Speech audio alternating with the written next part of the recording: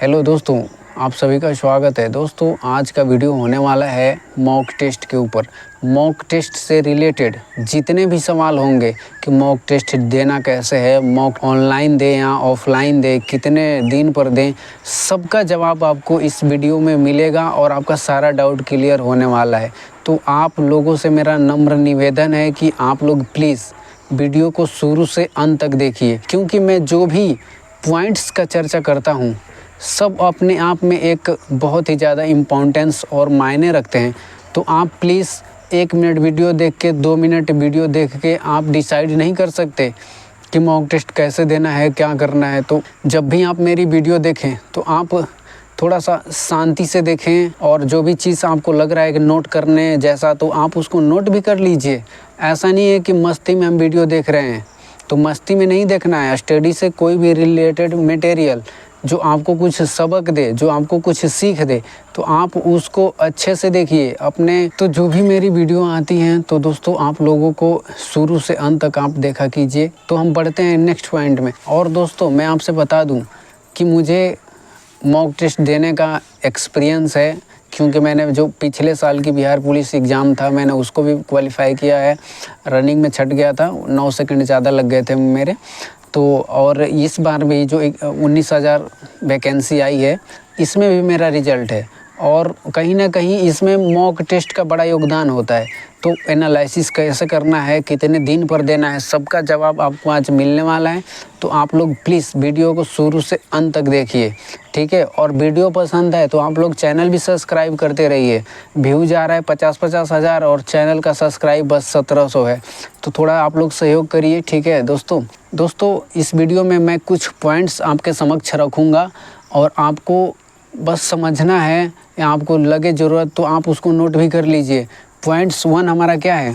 Points 1 हमारा कहता है कि आप जिस एग्ज़ाम की तैयारी कर रहे हैं वो पेपर ऑनलाइन होने वाला है कि ऑफलाइन होने वाला है। अगर पेपर ऑनलाइन होने वाला है, आपके पास अगर कंप्यूटर है, लैपटॉप है, तो आप कंप्यूटर से दीजिए मॉक टेस्ट। इसके बाद अगर पेपर ऑफलाइन होने वाला है तो आप बुक से मॉक टेस्ट दीजिए।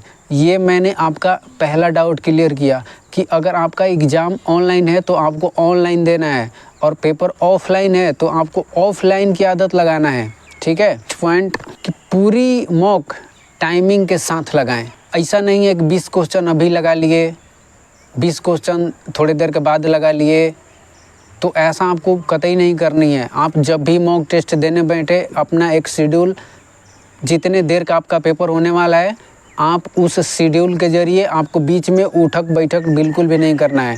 मॉक टेस्ट चालू हो गया तो मॉक टेस्ट बीच में बंद नहीं होगा। ये मेरी बात आप सुन लीजिए। आप भले आपके मॉक टेस्ट में 100 में से आपका 50 नंबर बने, 40 नंबर बने, 30 नंबर बने, लेकिन आपको उस मॉक टेस्ट से सबक लेना है, ना कि बीच में अगर कहीं फंस गए तो इस किताब से देख लिया फिर उसको टिक लगा दिया और सही हो गया। तो इस तरह का मॉक दे के आप क्या करिएगा, बताइए क्या करिएगा। हमारा ईमानदारी से अगर 20 नंबर आ रहा है ना तो वही काफ़ी है हमको सबक देने के लिए। 30 नंबर आ रहे हैं ना वही काफ़ी है। आपको देख देख के इधर उधर से पूछ के आपको 80 ला भी दिए, 90 ला भी दिए, तो क्या करिएगा उस मौके को ऐसे देके। तो आप प्लीज़ ये सब मत करिए, ठीक है ना, कि बीच में हमने रोक दिया, 10 मिनट टेस्ट दिया, इसके बाद फिर बाद में मार लेंगे। ऐसा कुछ नहीं है। जब भी आपका मॉक टेस्ट स्टार्ट करना हो तो वैसा शेड्यूल देख लीजिए कि 2 घंटे आपका या 1.5 घंटे या जितने देर का आपका एग्ज़ाम रहता है उतना देर बीच में आपको उठ बैठ बिल्कुल भी नहीं करना है। बढ़ते हैं नेक्स्ट पॉइंट में। पॉइंट हमारा ये है कि क्या मॉक डेली देना है। तो दोस्तों डेली मॉक नहीं देना है, इसका जवाब आपको मिल गया होगा। लेकिन एक और पॉइंट्स का चर्चा करते हैं कि जब भी आप मॉक टेस्ट देते हैं तो मॉक टेस्ट देने के बाद आपका कुछ क्वेश्चन सही होंगे, कुछ क्वेश्चन गलत होंगे, कुछ क्वेश्चन आपने छोड़े होंगे। यही 3 चीज़ होगा, या तो सही होगा या गलत होगा या छोड़े होंगे। तो अब इसका एनालिसिस, सारा गेम एनालिसिस का ही है। अगर आपने एक मॉक टेस्ट का एनालिसिस ज़बरदस्त तरीके से कर लिए तो यकीन मानिए नेक्स्ट मॉक में आपका 2 नंबर बढ़ के आएगा। हड़बड़ी एकदम बिल्कुल भी नहीं मचाना है, समझे ना। जब भी मॉक टेस्ट आप दीजिए एकदम व्यवस्थित शांति तरीके से दीजिए, हड़बड़ी मचाने की कोई भी ज़रूरत नहीं है। हर मॉक टेस्ट से सबक लेना है।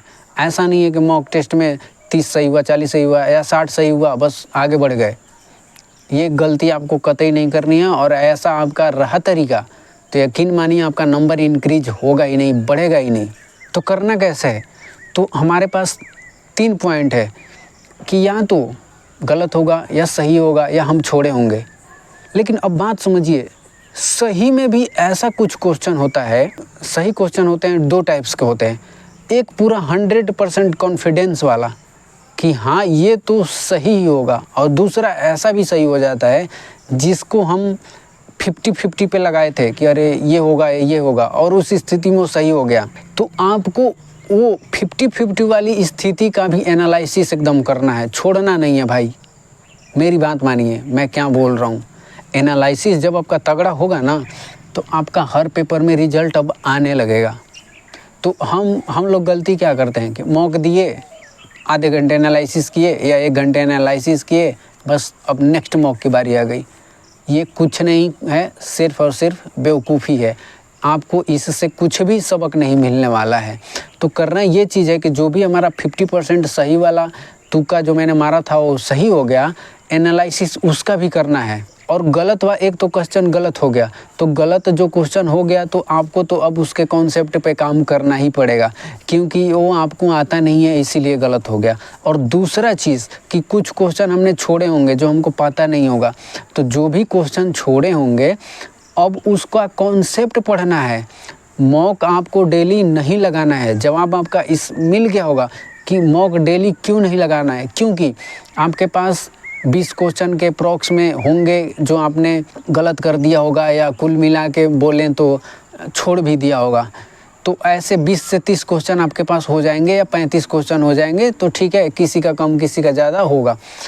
तो क्या आप 1 घंटे में 35 क्वेश्चन का एनालिसिस कर सकते हैं? पॉसिबल ही नहीं है, पॉसिबल ही नहीं है, मैं बोल रहा हूँ ना। तो आपको उससे सबक लेना है कि जो भी हमारा 30 क्वेश्चन हो गया या 35 क्वेश्चन हो गया, उसका जैसे मान लीजिए कि कोई बाबर का क्वेश्चन आ गया, अब वो क्वेश्चन हमारा गलत हो गया या हमने कॉन्सेप्ट ही नहीं पढ़ा है बाबर का, तो अब बाबर से रिलेटेड जितने भी पॉइंट्स बनते हैं आपको पढ़ना है। तब जाके नेक्स्ट मॉक में हो सकता है कि नेक्स्ट मॉक में ना आए बाबर से रिलेटेड क्वेश्चन, लेकिन 1-2 मॉक टेस्ट के बाद फिर से बाबर का क्वेश्चन आएगा और उस स्थिति में आपका क्वेश्चन वो सही हो जाएगा। तो एनालिसिस ऐसे करना है। मॉक दिए और आधे घंटे में एनालिसिस 30 क्वेश्चन का किसी जन्म में संभव नहीं है। ये आप ज़रूर कर सकते हैं कि जो क्वेश्चन गलती हो गया आप उसको याद कर लिए, लेकिन इसका मतलब ये नहीं है कि जो क्वेश्चन गलती हो गया याद कर लिए और फिर हमारा एनालिसिस हो गया। इस बात का कोई भी मतलब नहीं है। तो आपको ये चीज़ बिल्कुल भी नहीं करना है। आपको मॉक कम से कम 3 दिन पे देनी है, डेली नहीं देना है। ये कोई रीजनिंग और मैथ नहीं है कि आपको मतलब स्पीड पे काम करना है। आपको जीके ऐसा सब्जेक्ट है कि आपको याद रहना चाहिए, आपके माइंड में रहना चाहिए, ठीक है ना। तो ये आपको याद करना पड़ेगा। ये ज़्यादा प्रैक्टिस का चीज़ नहीं है।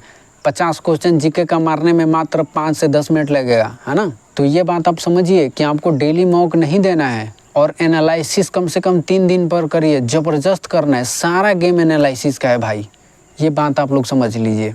फिर बढ़ते हैं नेक्स्ट पॉइंट में कि मॉक टेस्ट कौन सा दें। तो सबसे पहले आप मेरी बात समझिए।